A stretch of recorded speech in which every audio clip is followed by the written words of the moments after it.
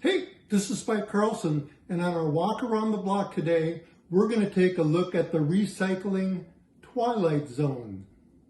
Some items are pretty cut and dried. Steel and aluminum cans, oh yeah. Glass jars and bottles, absolutely.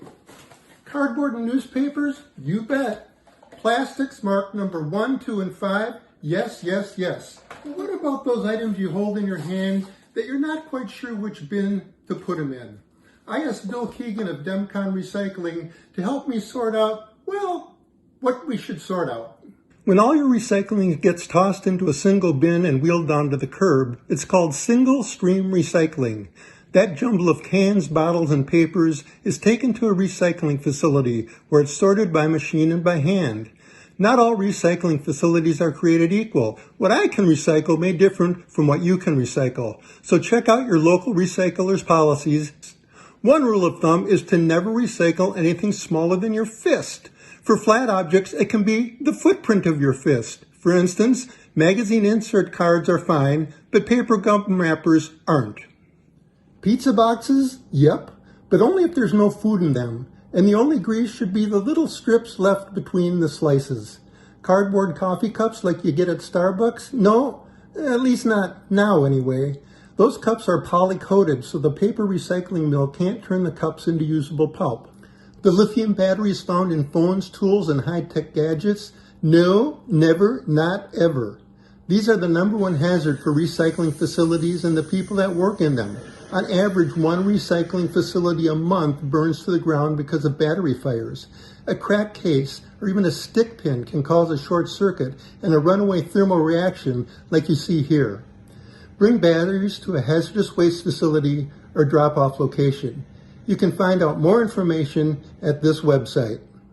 What about those juice boxes and milk cartons? Yes, they're called aseptic containers. These can be recycled, primarily to recover the long-grain virgin fibers in the paper. Just make sure to remove the straw. Paper towels and napkins? Nope. They often have food on them, and they're made of short, low-grade fibers that have reached the end of their recycling life. Paper fibers can only be recycled 6 times. Each time they get recycled, the fibers get a little shorter and a little less useful and eventually can't be used at all. The fibers in paper egg cartons, wrapping paper, and tissue paper have also reached the end of their useful life and can't be recycled. What about single-use plastic bags, bubble wrap, films, or the little bag your newspaper comes in? They're recyclable, but not by throwing them in your single-stream recycling bin. These you need to drop off at a grocery store or a retailer like Target or Walmart. Shredded paper? Not at my facility. Shredded paper is smaller than your fist. It's a pain in the butt when it comes to recycling facilities, and it contaminates other recyclables. Keep an eye out for community shredding events for recycling yours. Screw-on bottle tops and jar lids? For simplicity, the stance is caps on all bottles. Plastic lids on plastic bottles? Yep. Screw the caps on and both the bottle and the cap will get recycled. Throw just the cap in your recycling and it will wind up in the landfill or contaminate other recyclables like glass in the plant. Metal tops on glass jars? Yes. The metal caps can easily be sorted from the glass scraps during recycling. The clear containers that fruits and other foods come in? Usually. Any clear, clean container marked 1, 2, or 5 that's bigger than your fist can be recycled. The clamshell packaging that toys, office products, and other hanging products come from? Nope. Unless they're clearly marked number 1, 2, or 5, and they rarely are. Aluminum foil and trays? Yep, if done right. Wash aluminum foil and trays until they're squeaky clean, then gather them together and smush them into a ball larger than your fist so the recycling equipment can recognize and handle them. Broken dishes, window glass, and light bulbs? Nope. These have different melting temperatures than the glass containers that beverages and food come in.